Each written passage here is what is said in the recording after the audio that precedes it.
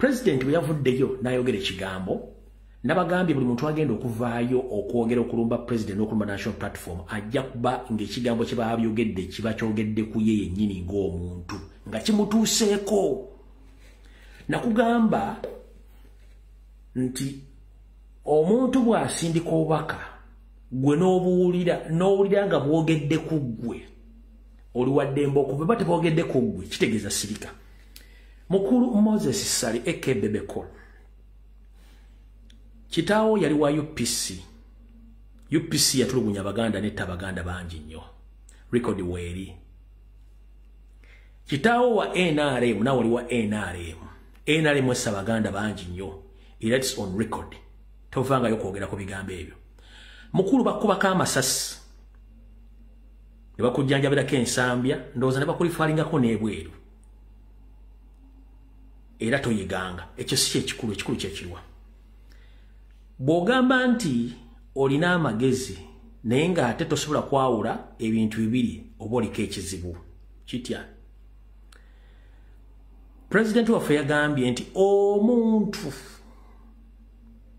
ali mu Buganda ng'okyawagira Museveni oba NRM obeera musiru nnyo oba tolina magezi. Omuntu ekigambo omuntu kitegeeza omuntu omuntu ng'oli mu Buganda oba omuntu ng'oli Muganda yawula omuntu nga oli mu Buganda oba ng'omuntu oli Muganda ng'okyagira Museveni kitegeeza omuntu omu. Mu Luzungu bakiyita single. Pululo wogambira abantu. President byadde akola statement yakozesezza ennyukuta ennyonnyola omuntu omuganda teyagambye Abaganda kitegeeza Abaganda bonna yakozesezza omuganda omu ng'ategeeza omu. Kati gwe kyasoose okulema n'abalala bonna okusooka okutegeeza abantu yabadde ategeeza Baganda bonna oba yabadde ategeeza ba individual ng'akozesa ennyukuta omu bwe nkozesa omu ntegeeza omuntu omu individual bw'agamba abba kitegeeza ategeeza Abaganda bonna. Kino jala kigendere ba criticizers mwenna ba propagandist ba NRM waliwo enjawulo wakati wa omu n'abba. Bw'agamba ebbi ategeeza Abaganda bonna. Bw'agamba OM ategeeza omuganda singular omuntu omu. Bw'akozesa oba Abaganda aba ategeeza plural Abaganda bonna. President yakozesa ekigambo ategeeza omuntu omu.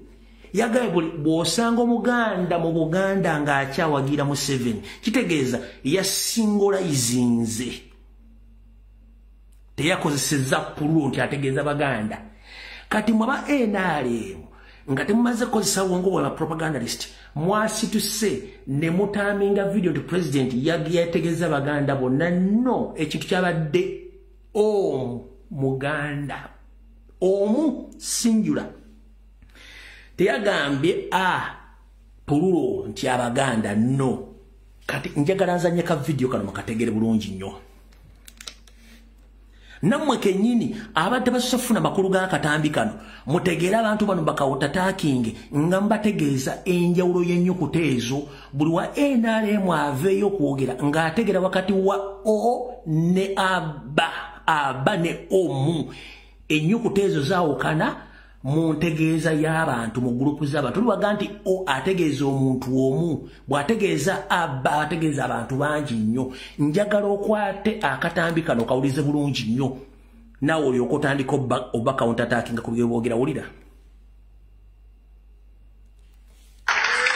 Omuntu mu Buganda muno ng'akyawagira Museveni oyo ebintu bibiri erina musiru nnyo oba mubi nnyo.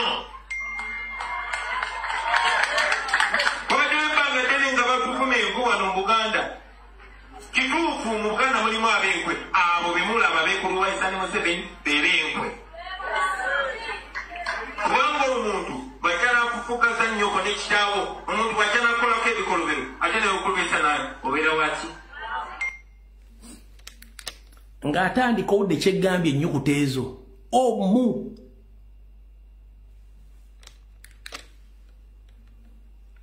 wulira omuntu mu Buganda muno ng'akyawagira Museveni oyo ebintu bibiri erina musiru nnyo oba mubi nnyo yagambye omuntu kitegeeza badde ayogera sinjula bw'agamba ategeeza pululo era bwe nti musiru nnyo era yasingulayizinze omuntu oyo omu so si bonna kati mukulu Bebe Cool enale propagandalist mwenna muwuliranga nnyo ne mwawula ebigambo eby'abantu abangi n'ekigambo ky'omuntu omu era bwe yabadde asindika obubaka buno nabagambiddewo nti buli anaavayo okwogera ng'alumba pulezidenti kitegeeza yabadde agamba ggwe kuba singa batagamba ggwe si gwayogerera Abaganda ate era pulezidenti ayogera ku Baganda bonna yayogedde ku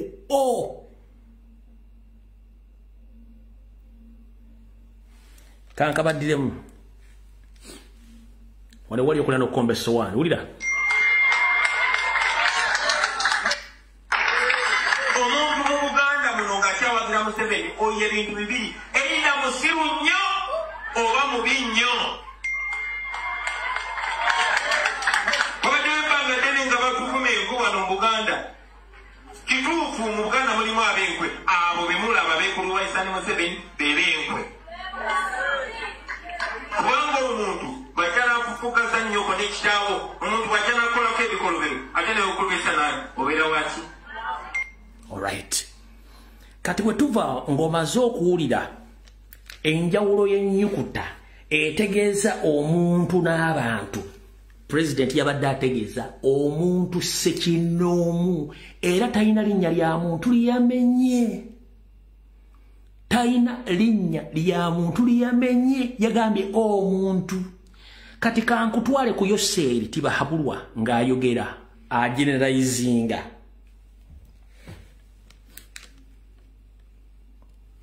talking Baganda, you know he's an enemy of Baganda, number one. Fe nga Baganda, he generalized all Baganda. Fe nga Baganda, he generalized all Baganda. Bebe Cool, na Baganda abali mu NRM. At one time, did you came out to condemn the heretic speech which Museveni aired out some years back against Baganda? Gwenga gwe chitawo nyoko Baganda bo neba NRM propaganda listimu nabe ita Baganda mwava yo condemning a statement ya Museveni jiyavaji ya yogera Museveni ya generalizing ya chikola ya kosa puro letters obe nyukuta ezogera ku bantu Abaganda bonna sote yayogera kunti ku Muganda omu naawe yakutwalira mu Bebe Cool bobanga oli Muganda nkiddamu naawe yakutwalira mu Bebe Cool bobanga bobanga oli Muganda yakutwalira mu nkiddemu owulire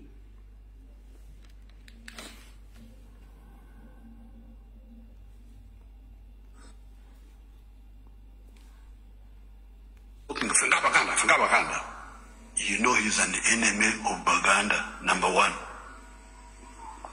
And secondly, an enemy of Uganda and an enemy of Africa. And we shall crush those enemies, as we have done in the past. You preach your nonsense, we shall answer you by word. And if you go beyond word and want something else, you also get it. This is not the first time. We have had this before. We've had this before because we had groups. Otherwise, why did Uganda have problems? Bantus against Nilotics, Nilotics against Bantu. These were the rubbish of 1966. That there is a conflict between Bantu and Nilotics and Mutesa, Ivinjira, the other group, for the Bantus against Obote, for the Neurotics. Sagala tuddeyo nyeyo. Njagadde nzire muza nyo butambi ono bubiri. Nsomesa abasajja ba NRM ne Bebe Cool. Wakati w'ennyukuta etegeeza omuntu omu n'ennyukuta etegeeza abantu abangi. President byadde akola okwogerako yayogekozesezza ennyukuta etegeeza omuntu omu. Museveni bwe yayogera yategeeza yakozesa ennyukuta etegeeza abantu abangi Abaganda bonna. Ye President yakozesa ennyukuta etegeeza Omuganda yekka oyo ow'enkwe so si Abaganda. Kankuddemu okategeere bulungi nnyo. Omuntu mu Buganda muno nga kyawagira Museveni oyo ebintu bibiri erina musiru nnyo oba mubi nnyo.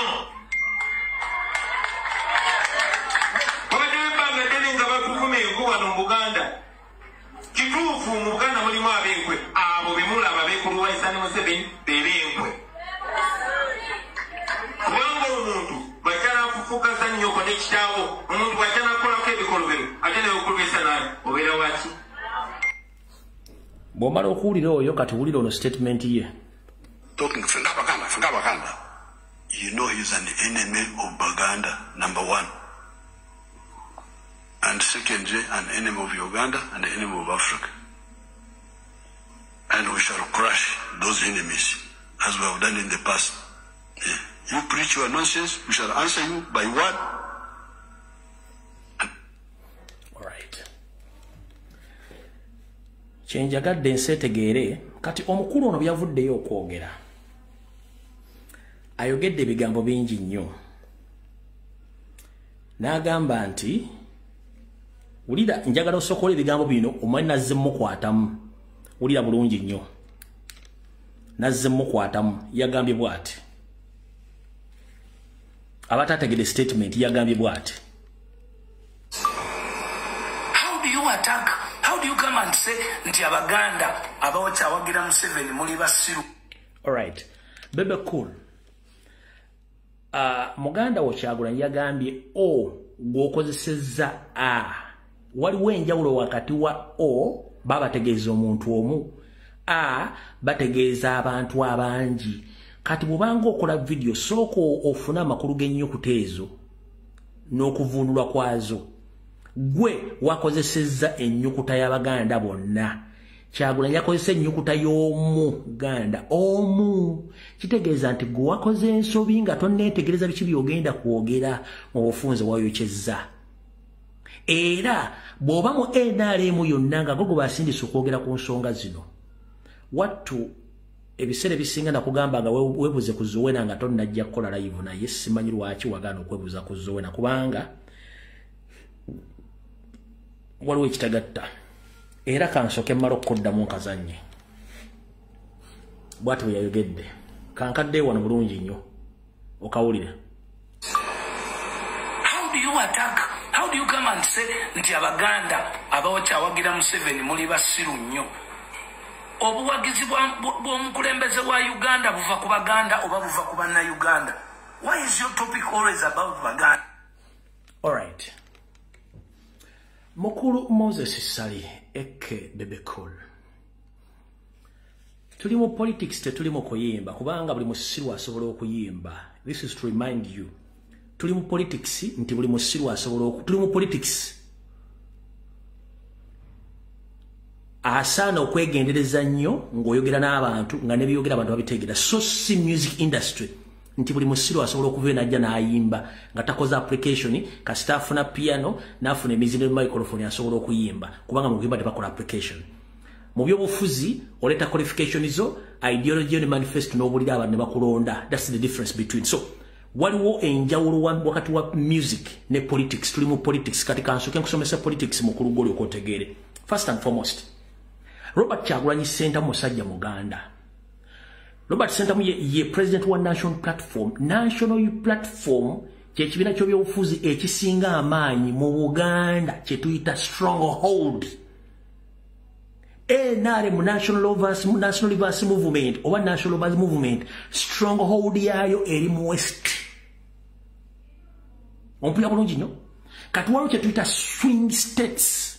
swing states bye bitundu ebina byobufuzi gyebera n'obuwagizi nga buli ataana ku 10 nga bongerezaako bwongereza ompulya bulungi nnyo kati Kyagulanyi Musajja Muganda national platform kyekibira ekisinga amaanyi mu Buganda ndowooza otegedde the difference between gwogambo tribalism njagala nakujjukiza obukulembeze bwonna obwa Uganda busalibwawo Buganda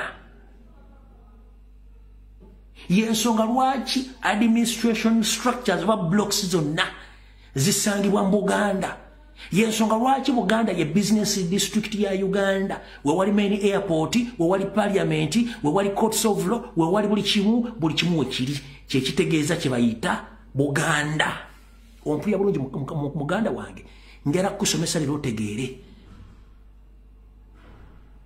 bogamba nti Kyagulanyi muyakozesa tribal that's not tribalism no mu politics tulina stronghold buli kibiina ky'ebyobufuzi kirina stronghold areas wekyerisiza enkuuli national platform amakanda gay'amanene era woyina obuyinza buli Muganda nga nakikulembera Muganda ne national labourers movement erina amakanda gayo mu west ompulidde bulungi nnyo kati ebitundu bisigadde byebayita swing state genda kugola Moses Bebekulu tekemu ekigambo swing state ojja kitegeera then otekemu ekigambo kyebayita stronghold areas of political parties nakyo kinyonyolo okiteeke mu maaso ko ku kipapula gamba mutabani wo Sali oba muwalawo bakusomere bakugogolingire ebigayo bibiri kitula stronghold ne swing states babikusomese then olwokokomawo okole live onyonyola abantu ekigambo kikitwala otegeeza mukana akatambi ompulidde bulungi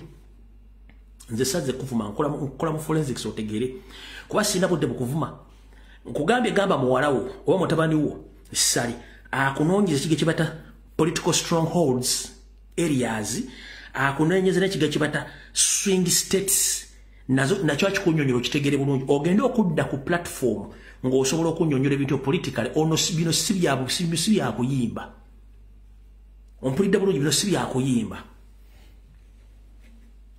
awo nvuddewo kati ensobi endala gye wakoze yiino wano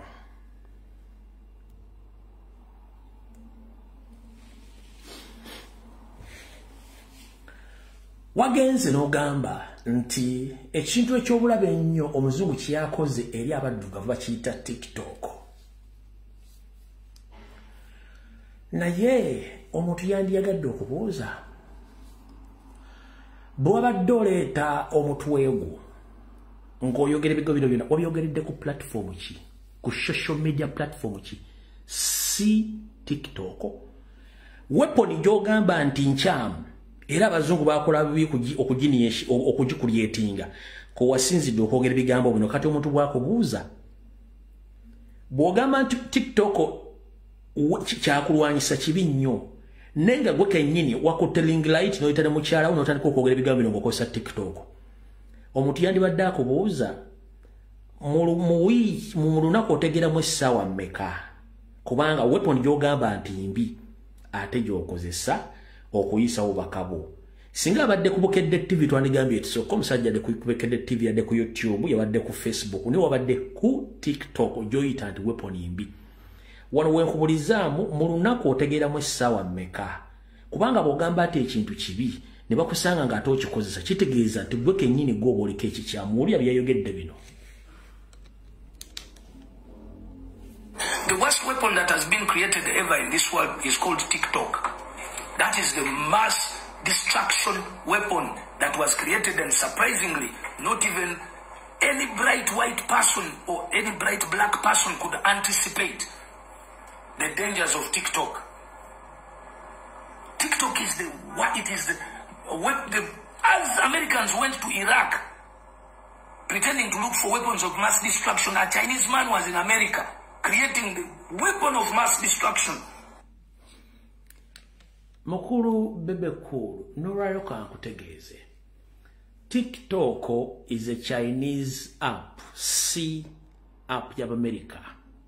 App za America zimanyikiddwa omuli WhatsApp, omuli Facebook, omuli YouTube, omuli Instagram, ne apps endala. TikTok app ya mu China. Goboga nti omu China asinzira mu America okukola TikTok. Mukulu, bw'obanga ojja okwogera kusooka okola research era ojje ne data amala okutegeeza abantu ojja kwekuba ggoolo. Bw'obanga ogamba nti TikTok weaponi mbi nnyo, njagala ogende ku Bukedde ku TV endala zonna oba ku Facebook oba ku kikuba oyogera TikTok ogirike obanga mbi nnyo kubanga ate giwakozeseza. Nange kwe kubuuza nti gwe mu lunaku otegeramu essaawa mmeka? Ate nabagambanga bw'obanga otuuma amannya ofubanga nnyo okutuuma amannya oba okwetuuma amannya ng'omanyi kye gategeeza. Baakuyita bebe kulu. Ekigambo bebe bw'ogenda n'okiteeka mu Gola Moses kijja kuwa meaning ddala. Ate ekigambo kulu bw'okiteeka mu Gola Moses kijja kuwa meaning. Kwata kulu kwate ne bebe ozigatte ojja kutegeera nti musajja gwe weetuuma erinnya nga tomanyi entegera yaalyo. Kankuyambeko wano katono nnyuma ndabaga video tugenda gikwata mpola.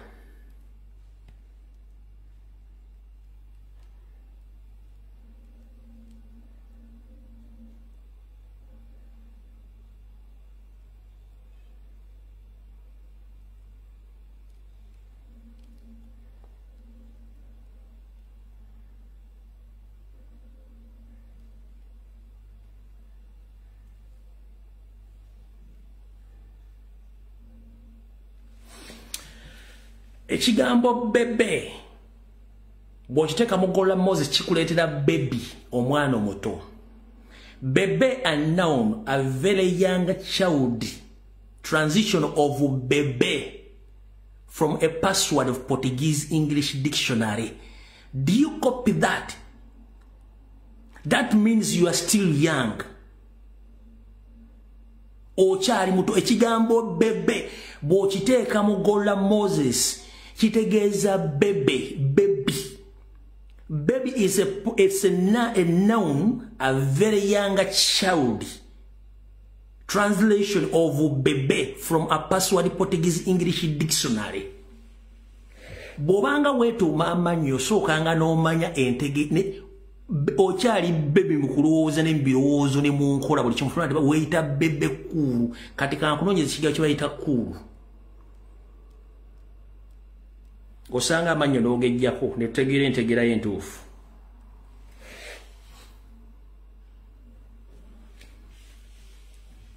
Ekigambo kye bayita kulu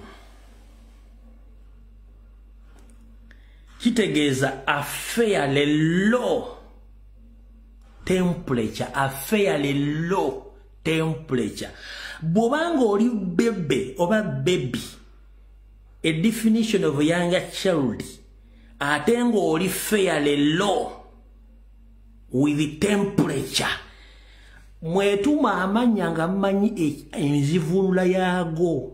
Amannya gaabiri gakwatagana n'endowooza bw'ogazza mu Gola Moses. Obwongo obulina low temperature kubanga oli mwana muto. Ye true definition y'amannya abiri bebe cool.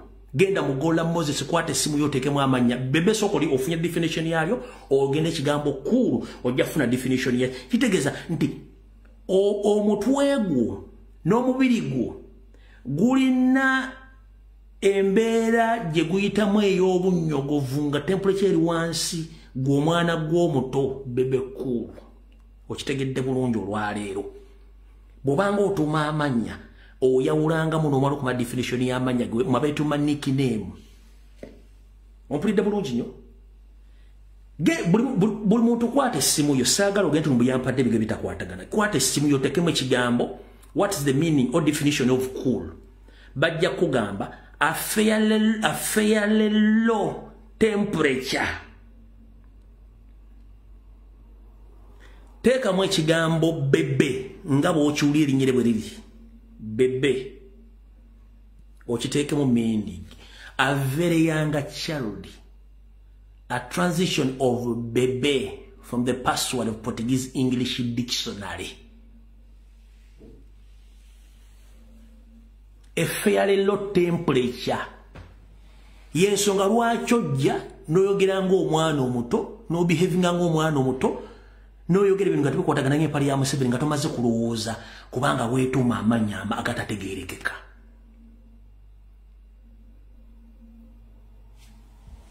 kale kankunnyonnyola ng'omuntu gw'ovuma